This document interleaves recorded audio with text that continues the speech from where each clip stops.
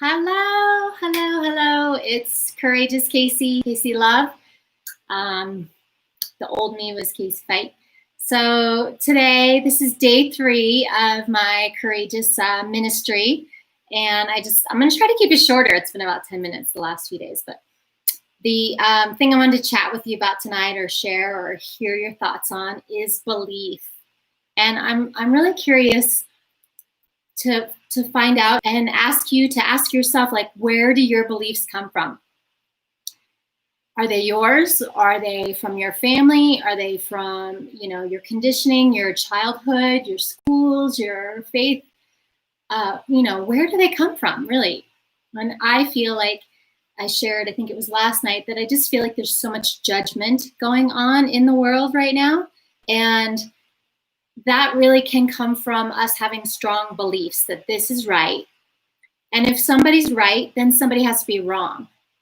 Do you agree with that? Like, I'd rather have peace than be right. And we're a huge world. Like, now that we're connected through the internet, like, this is the age of knowledge, not just technology, but we can connect with anyone, especially we've learned during this time.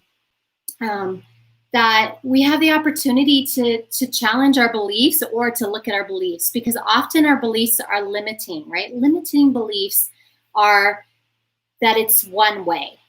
And maybe it is for you, but it's not for somebody else, because again, we live in this wide world. I mean, we're all across the globe and people are experiencing so many different aspects of life and even next door to each other. So, I decided to look up in the dictionary, like, what does belief mean? And of course, even with the dictionaries, there's lots of different definitions. And what I found is that there's a feeling of absolute certainty in something, or an opinion, or a conviction, confidence, faith, trust.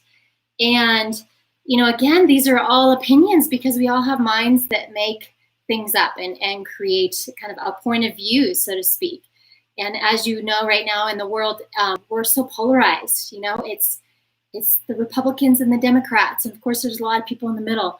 But then there's, there all lives matter, Black Lives Matter.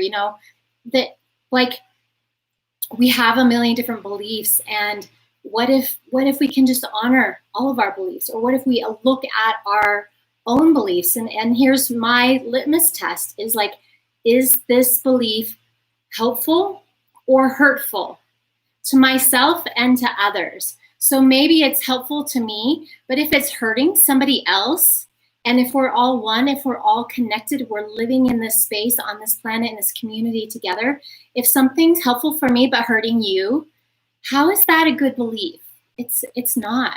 And I really believe that I said believe, right? I have a belief very strongly, yes, that communication, that we can work to understand each other's beliefs, and how can we work together in a way that works for everybody. And I know that's not easy whatsoever. It takes a lot of dialogue and time, but we have a lot to unpack from our past, from our history, from our ancestors, because 100 years ago, think about 100 years ago, barely had electricity. Well, we didn't. And again, I'm not good with facts. So, yes, we have had so much change in the last 100 years. So things that were in place then make no sense now, right? So we can challenge our beliefs and think about that. Is it helpful or is it hurtful?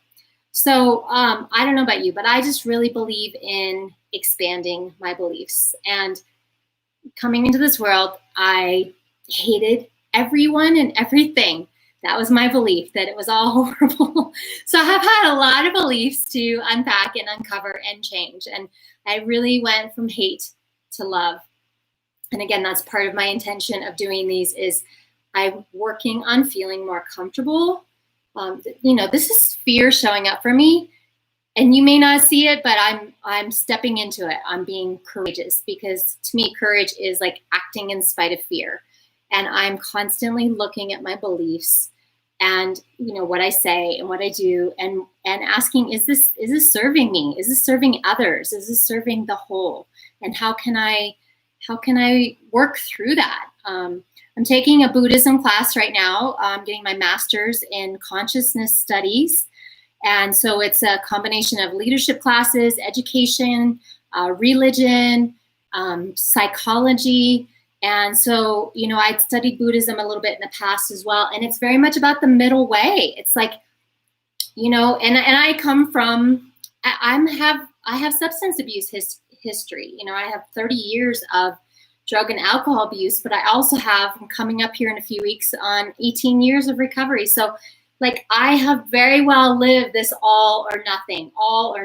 And the middle way, it's like, how can I be in the middle? How can I not be so triggered by everything? But if I am, how can I look at that and see what is that limiting belief that's showing up for me? So one last thing I just want to say about this is another expression I thought of with this is often, I know I used to say it like ignorance is bliss, right? But ignorance is a lack of learning or knowledge or understanding, right? And often ignorance is bliss is actually hurting somebody else. And for me, I particularly think that that's the situation right now with Black Lives Matter and white fragility. I just did a book club and listened to the audiobook of white fragility and, you know, white privilege, like that ignorance that, and I admit I am not perfect. I'm sure I have some more beliefs that I need to unpack and look at because it's systemic. But that ignorance is bliss is not. It's not bliss. It's denial. It's hurtful to other people. So I think at this point in life, there's no excuse for not learning and growing. We live in the age of the internet. And I've been on the internet for about 20 years doing different online products for my businesses and learning. There's so much out on the internet for free. And of course, there's so much more that you can pay and you can join and follow people that you admire and that you want to learn from. But there's no excuse to not learn and grow because that's where we're going. And we're, you know, I've been in education and working with kids. I have a daughter, you know, they are our future and they are so open. And if we're not, it's not going to serve us. Like we also need to help serve the children, our children for the future. And they are learning and they are growing and they don't need us. You know what I mean? They've got the internet. So they're going to do it their own way. So this is, again, just, I think it's so powerful that we need to look at our beliefs. So I feel like I'm going on a little bit too much here. So I'm going to wrap it up, but I want to thank you so much for listening.